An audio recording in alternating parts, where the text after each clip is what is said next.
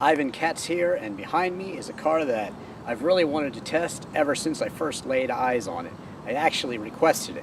It's the 2017 BMW i3 with range extender. So, will it impress me or let me down? Let's find out. Well, I've already told you that I like the look. It's got that two-tone modern BMW thing going on, and I just love it. It looks cute, modern, luxurious, and sporty all at the same time. Therefore, its shape says all the right things. In my opinion, it's just a great looking car really from any angle. And like many kind of exotic cars, yes, I think this qualifies as sort of an exotic car. It looks great when you pop open the doors too. Just look at that cool interior. Okay, let's check it out now. Well, it's all recycled materials, front and back, so it has a very luxurious and certainly a modern look, but some people have complained that it's a little bit cheap because it's not really leather, but you know, that's the whole point.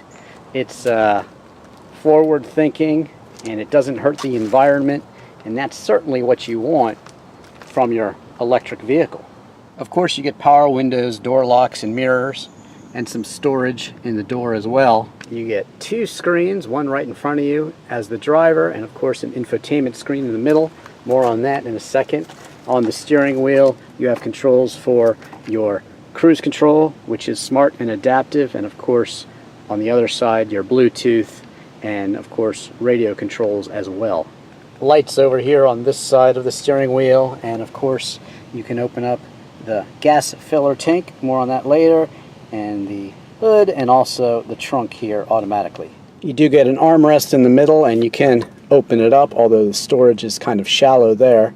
But lift it out of the way and you have deeper storage here with a cup holder and also a lighter and your inputs for your USB, and also a place to hook up your smart and iPhone too. The parking brake is electronic. You have your menu and driving controls and parking sensors here, more on that in a second. And then another cup holder right here, which also is a nice place to put your phone. The interior is laid out in certainly a very cool fashion. It's definitely flowing here. You've got storage down here if you need it in front of the infotainment screen, and then more of a traditional sort of panel here with your ventilation controls laid out and some radio controls here up top. And because it's an electric vehicle, you actually have a flat floor, so that's kind of interesting. There's lots of manuals for the car to tell you how to operate it too, and they have a convenient storage place here too for the main easy access instruction manual right here. There's 3 driving modes which you select here: Comfort and Eco Pro and Eco Pro Plus, more on that later. Transmission stalk certainly takes some getting used to at first, but it's easy to figure out after you get to know it, and you can just put it in park, or you could just shut it down with the start-stop button. But here you have BMW's latest incarnation of their infotainment screen controls. You can go to the menu here and you use this knob. You scroll it, you select it, left, right, back, up, down, it does it all. So that's how you use it, and you can go in and get to pretty much all of these controls quite easily. And vehicle info, kind of interesting here. Scroll through. You've got a trip computer, you've got onboard information too, gives you all you need to know, and it's kind of easy to use once you learn how to use it. However, that leads me to my Drivin Ivan technology integration score, and I gotta say, you know, I prefer to have a touch screen just because I think it's easier to use overall, and so therefore I will be a little tough on BMW because they've certainly received a lot of criticism over the years. I mean, companies even like Kia and Hyundai, they really have great infotainment screens these days, so BMW really has no excuse. I know they do it for style, and it's just the way they like to do things, and it's their personality. I appreciate that, but I would like to see a touchscreen.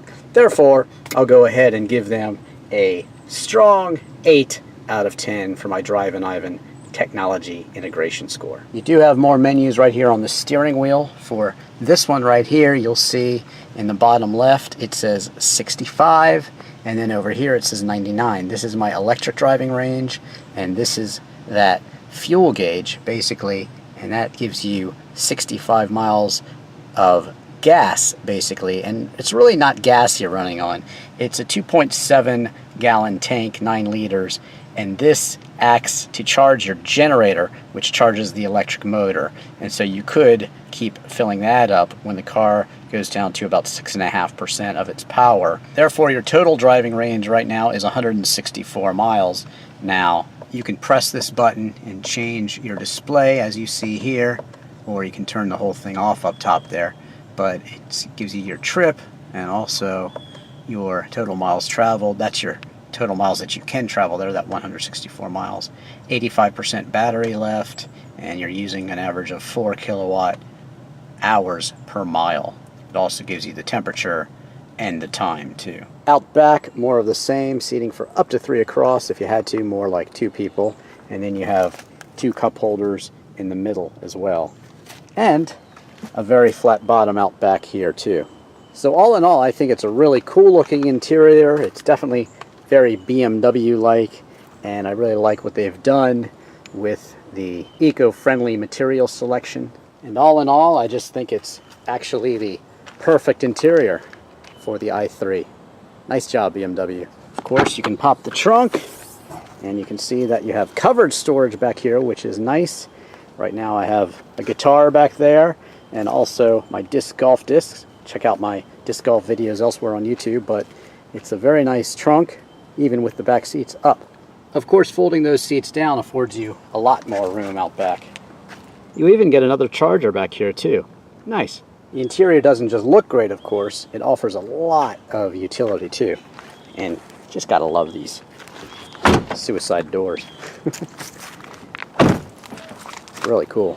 Powering the BMW i3 range extended electric vehicle is a 2-cylinder engine, and it also takes 9 liters or 2.37 gallons of gas to power a generator.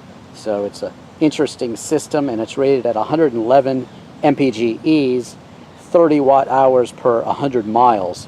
Basically $650 a year. Pretty impressive. You also get 0 maintenance for 3 years or 36,000 miles. Now in terms of 0 to 60, with the range extender it takes about 8 seconds, but the standard car, which weighs a couple 100 pounds less, actually does it in about 7 seconds.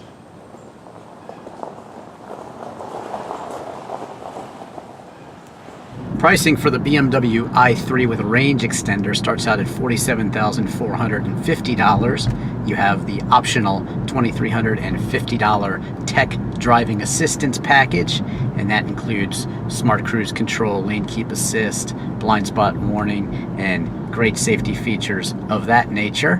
You also get the $1,800 Giga World package, and also the $1,000 Parking Assistance package. The $700 Protonic Blue with Frozen Gray looks great. So with all that, you're out the dealer door very, very well equipped at $54,295. Now that's certainly not cheap, but you are getting really advanced, cutting-edge electric vehicle technology with the range extender. That includes actually 9 liters of gasoline capability, and what that does is actually powers a generator, which gives you extra range. So you're not really using the gas for the gas's sake, you're using it to power the generator, which powers the electric engine. So it extends the range. Once you get down to 6.5%, it basically keeps the vehicle there, keeps you going, keeps you moving, and makes sure that you can get where you're going. And that's actually a great thing, because you can then keep filling that up every so often. It's about 2.4 gallons roughly, so you can keep putting that in if you're traveling and you can't get a charge, and that'll keep you going for another up to, I'd say, about 90 miles or so. So it's good to have that option, and it makes this BMW i3 a much more practical electric vehicle than many others out there. You can certainly compare this BMW i3 to cars like the Chevy Volt, or more likely the Cadillac ELR, which they're actually not making anymore. And certainly the Chevy Volt plug-in electric, which I have reviewed. Check out my reviews of those elsewhere on YouTube. But really, with the luxury that BMW brings, and certainly with their name recognition as well, it's kind of in a class all by itself, especially with its quirky, advanced, contemporary styling. When you first get behind the wheel, I guess it felt like maybe the first time I drove the Volkswagen's New Beetle. There's a lot of air above you and air in front of you. The windshield is really, really far away, so it feels like you're driving sort of a space-age vehicle. And also, when you lay off the accelerator, it really, really slows down. It has that generator braking, like when you were a kid and you were riding your bike and you had a generator and it just slowed you down because it was trying to keep that light on all the time. Well, it's the same thing with a lot of electric and hybrid vehicles. They're trying to keep that wheel running and charge, regenerate the power. And because of that, well, when you lay off the accelerator, man, this thing really does slow down and stop. And it takes some getting used to. Now, when you're underway, when you're going, it's fine. 0 to 60 in about 8 seconds. That's on par with just about every normal car out there, so it's not really slower than any other car out there. But at the same time, it definitely takes some getting used to. It definitely has more drag per se when you lay off the accelerator than the Prius, and it's certainly a different feeling altogether. But you have that feeling for a purpose, and of course that purpose is great economy, and the i3 of course delivers that in spades. Now there are 3 driving modes. There's Comfort, and then you also get Eco Pro, which basically makes the car more efficient, and then there's Eco Pro Plus, which gives you maximum range without the climate control on and just a maximum speed of 56 miles an hour. So you have those 3 settings, and actually when you do go ahead and put it into those settings, you'll certainly notice that you have more power when it's in Comfort. You have full power available, and of course full cockpit ventilation and also heated seats and things like that. But look at the range. Right now it's 23, and then it went up 1 mile per gallon to 24 here, and then if I go into the plus mode, well, then it's up to 28. So it does directly affect your range. Notice on the left it says 83. That's the total range if you use actually the gas. So that'll give you actually an extra 83 miles with the range extender right now, for a total of 111 miles right now. So it's a big difference between the Comfort, which brings you down to 92 miles right now with my range. So that's a big difference. So you can definitely vary the car's setting, and if you're running out of range, then you can tweak that and maybe get a little uncomfortable to save your range for a bit. But how does it really feel behind the wheel, and how does it compare to other BMWs? Well, that's a whole different story. It's not like other BMWs, really. They tend to be performance oriented, while this one is just economy oriented. I have BMW 740iA. Check out my review of that one elsewhere on YouTube. That's the 7 Series, and that's, to me, a perfect combination of luxury and sport. But again, look for the full review elsewhere on YouTube. But this is really just a different form of the ultimate driving machine. Right now, I have the Smart Adaptive Cruise Control set, and I have it set to 49 miles per hour, and I'm going 42 because it's keeping me a safe distance from that car in front of me. If that car stops, well, I'll stop too, and if that car speeds up to 49 miles per hour, then I'll speed up as well. And of course I can adjust the space cushion as well. So it's got all of those niceties in terms of luxury and safety. It's got automatic braking and things like that. It's got your blind spot monitoring as well. An orange light will light up there, and it'll beep at you if you try to get out of your lane and change lanes when there's something in the way. So that's a good feature too. It's looking out for you safety wise, which is very BMW like, but the actual performance, well, that's not very BMW like. I'm sure the big question for all BMW drivers is what happens when you see this in front of you. Well, it's not very noisy. You're certainly not going to be thinking about the engine tone, but it is a BMW, so while it doesn't feel as tossable and as tractable and as fun to drive through the turns as, of course, other BMWs would. In fact, most every other BMW. Again, that's not what this is about. The fact that I can take the roads like this and, you know, still have it be, well, kind of an enjoyable experience. It's certainly an enjoyable cockpit as I look around. The handling is probably as good or better than you'd expect. Certainly it's got kind of a high center of gravity compared with other BMWs. And you've got the foot up and you slow down sort of thing if you take your foot off the accelerator. But again, you can take comfort in the fact that you are helping to save the environment and certainly helping to save gas and save money in the long term. If you own this car for many, many, many years, it will actually pay for itself. I guess if you own it for about 10, 15 years, well, it's going to pay for itself with the gas you'd save over the average car. So that's certainly something to think about.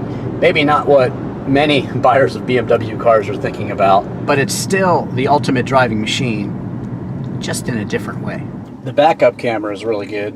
It's directional, tells you where you're going, and of course you have parking sensors too if you get too close to an object. So it did switch over to gas, which means it's now powering the generator basically and extending my range that way.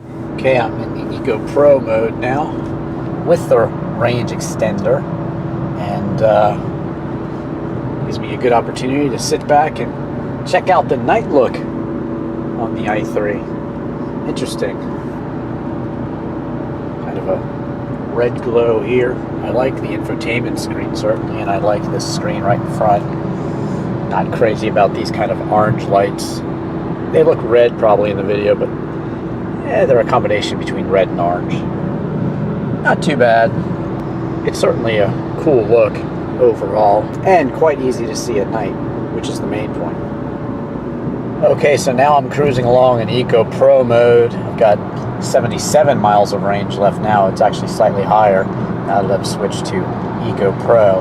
And so I really can't crank up the air conditioning or anything like that, but still quite comfortable, and I can always open the windows for ventilation if I want to. But when you got the cruise control set and you're just driving along, obviously it feels like any other car in a sense. So I'm keeping on driving here, and I've gone a significant number of miles further, but actually my range has increased up to 86, now 87. So it's pretty impressive that it is really regenerating power. Now it's at 88. You see it keeps going up. So that's pretty impressive. Easy peasy lemon squeezy. You just wave your charge point card right there, and then it goes ahead and hooks you up. So now I'm charging, and the information is going to hide, but it's charging at 5.89 kilowatt hours. So you can go get your shopping done or whatever you want to do, run your errands, go to the beach, and charge on up. Awesome. All right, so I charged up while I was at the mall, and now I have 128 miles where I had 0 before, and I still have my 69 miles here. So my total range right now, 197 miles. All right. So when I first got into the BMW i3, I was actually a little off-put by the way it drives. It has a lot of drag when you take your foot off the accelerator, and so I wasn't really a big fan. But as I've lived with this car and gone about my daily routine, I've really seen that despite my initial reservations concerning the i3, it's actually become a car that I really, really like. It's extremely practical because, of course, you're not using really any gas. You can use it with no gas whatsoever, but it's nice to have that extra, in this case right now, 64 miles. So I have a 164 mile range, and it's nice to have that ability to charge a generator and keep yourself going. But if you want to, you can drive it as a full EV about 100 or so miles all the time, as long as you keep charging it and plan your routes. It's really not that big of a deal, and it does charge quickly when you're on the 240 charger. So it really does everything that you want a car to do and everything that you want your BMW to do. It's got that really, really cool look. Also has a lot of luxury and tech. It's really quite a nice design in terms of its aesthetics. It's a beautiful shape and very, very modern. The interior is very cool, eco-friendly, and you can carry up to 5 people and a lot of cargo too, which is what you want your automobile to do. It does it in a very forward-thinking and economical, but most importantly, a BMW way. It is the ultimate driving machine, but in a different way. It's the ultimate driving electric car.